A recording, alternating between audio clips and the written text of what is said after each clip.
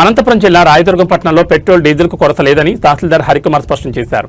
పట్టణంలోని లక్ష్మీ బజార్, శాంతినగర్ వద్ద ఉన్న పెట్రోల్ బంకులను సీఐ జయనాయక్తో కలిసి తనిఖీ చేశారు. పెట్రోల్, డీజిల్ స్టాక్ ఎంత మేరకు ఉందనే వివరాలను తెలుసుకుని స్టాక్ రికార్డులు పరిశీలించారు. వినియోగదారులు ఎవరూ ఆందోళన చెందొద్దని అవగాహన కల్పించారు. మరో 2-3 రోజులకు అవసరమైన మేరకు డీజిల్, పెట్రోల్ నిల్వలున్నాయన్నారు. పెట్రోల్, డీజిల్ కొరత ఉందంటూ సోషల్ మీడియాలో ఫేక్ న్యూస్ ప్రచారం చేస్తే చర్యలు తీసుకుంటామని హెచ్చరించారు. ఎక్కడైనా సమస్య ఉంటే తమ దృష్టికి తీసుకురావాలని కోరారు.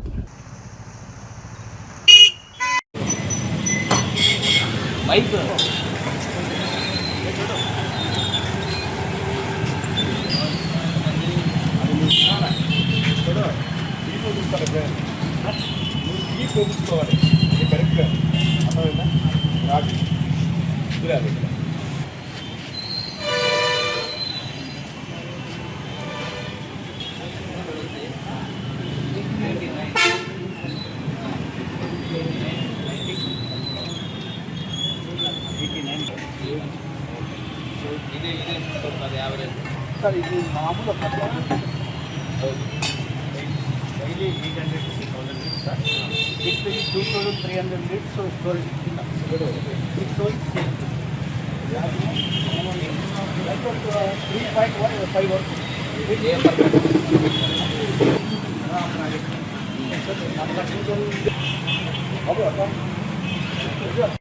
ఓకే. ఇక్కడ ఎవరు మన విఆర్ఓ ఎవరు సార్?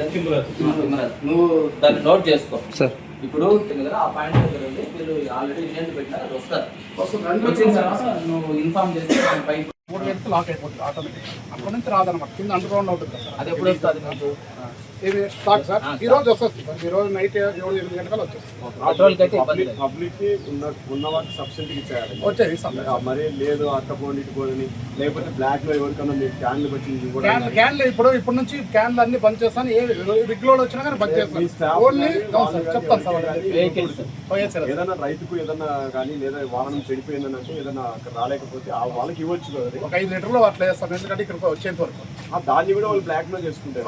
అది బ్లాక్ లో ఇస్తే మాత్రం కంపల్సరీ యాక్షన్ తీసుకుంటాం సార్. జాగ్రత్త. Okay sir. రాష్ట్రంలో కొన్ని జిల్లాలలో మరియు జిల్లాలో కొన్ని పట్టణాలలో ఈ యొక్క పెట్రోల్ కొరత మరియు డీజిల్ కొరత ఉందనే ఒక అపోహ ప్రజల్లో ఎక్కువ రావడం జరిగింది. కానీ మన రాయదుర్గ పట్టణంలో ఉన్నటువంటి పెట్రోల్ బంకుల్లో ఎక్కడా కానీ పెట్రోల్ కానీ డీజిల్ కానీ కొరత లేదు అనేది వాస్తవం. అయితే వాస్తవాన్ని మీరు ప్రసార మాధ్యమాల్లో పెడితే బాగుంటుంది. అది కాకుండా అసలు కొరత వస్తుందో లేదో చూడకుంటే కొరత వచ్చేసిందని చెప్పేసి ఫేక్ న్యూస్ని ప్రజల్లోకి తీసుకెళ్తే మాత్రం అతి ఫేక్ న్యూస్ తీసుకెళ్ళినటువంటి అది మొబైల్ ద్వారా కావచ్చు, ఏదైనా యూట్యూబ్ ద్వారా కావచ్చు, ఏదైనా ప్రసార మాధ్యమాల ద్వారా తీసుకెళ్తే ఖచ్చితంగా యాక్షన్ తీసుకుంటారు. దీనికి అందరూ ప్రజలు సహకరించాలి. అధికారులు ధృవీకరించిన తర్వాత మీరు కావాల్స్తే దాన్ని ప్రస్తావన తీసుకురండి, దాన్ని చర్చించవచ్చు. అంతేగాని ముందస్తుగానే ప్రజల్లో లేని అపోహను కల్పించి వాళ్ళ భయాందోళన కలిగించేలాగా చేస్తే మాత్రం ఖచ్చితంగా చట్టపరమైన చర్యలు తీసుకోకూడదు. నేను రాయదుర్గం తహసీల్దార్ మాట్లాడుతున్నాను. రాయదుర్గం పట్టణంలో 7 పెట్రోల్ అవుట్లెట్స్ ఉన్నాయి. ఇక్కడ మనకు సఫిషియెంట్గా డీజిల్ కానీ పెట్రోల్ కానీ అందుబాటులో ఉంది. కానీ ప్రజల్లో ఒక అపోహ అనేది బయలుదేరింది. ఎందుకంటే కొన్ని జిల్లాల్లో కొన్ని డ్రైఅవుట్ కావడం ద్వారా పెట్రోల్ కొరత ఏర్పడిందనే ఒక అపోహ ప్రజల్లో ఉండడంతో ఈరోజు నేను సిఐ గారు ఇక్కడ ఉన్నటువంటి పెట్రోల్ బంకులను సందర్శించడం జరిగింది. అదేవిధంగా వాహన వినియోగదారులతో కూడా మాట్లాడడం జరిగింది. ఇప్పుడు ఉన్నటువంటి స్టాక్ మేరకు కనీసం 2-3 రోజుల పాటు పెట్రోల్ కానీ డీజిల్ కానీ ఎటువంటి కొరత లేదు. అదేవిధంగా వీళ్ళు ఇండెంట్ కూడా రైజ్ చేయడం జరిగింది. ఆ ఇండెంట్ మేరకు వితిన్ 24 అవర్స్లో వాళ్ళకు స్టాక్ అనేది అందజేయడం జరుగుతుందని అన్ని కంపెనీల వాళ్ళు కూడా రాష్ట్ర ప్రభుత్వానికి అదేవిధంగా జిల్లా యంత్రాంగానికి తెలియజేయడం జరిగింది. కాబట్టి ప్రజలు ఎటువంటి అపోహలు నమ్మకుండా మీకు ఎంత అవసరమైతే ఉందో అంత సఫిషియెంట్గా మన దగ్గర పెట్రోల్ కానీ డీజిల్ కానీ అందుబాటులో ఉంది. కాబట్టి ఈ భయానికి లోనై ఎక్కువగా పట్టించుకోవడం కానీ లేదా క్యాన్లలో నిల్వ చేసుకోవడం కానీ అదేవిధంగా అక్రమంగా బ్లాక్ మార్కెట్లో అమ్మడం కానీ ఇటువంటివి ఎవరు చేసినా కూడా వాళ్ళ మీద చర్యలు తీసుకోవడం జరుగుతుంది. కాబట్టి ఎటువంటి అపోహలకు తావు లేకుండా మన ఏదైతే అవసర నిమిత్తం ఎంత పెట్రోల్ అవసరమో అంత అయితే అందుబాటులో ఉంది. కాబట్టి దీన్ని గమనించి మీ యొక్క అవసరం నిమిత్తం ఎప్పుడైనా ఏ పెట్రోల్ బంక్ అయినా వచ్చి మీరు పెట్రోల్ వేయించుకోవాల్సిందిగా కోరుతున్నాము.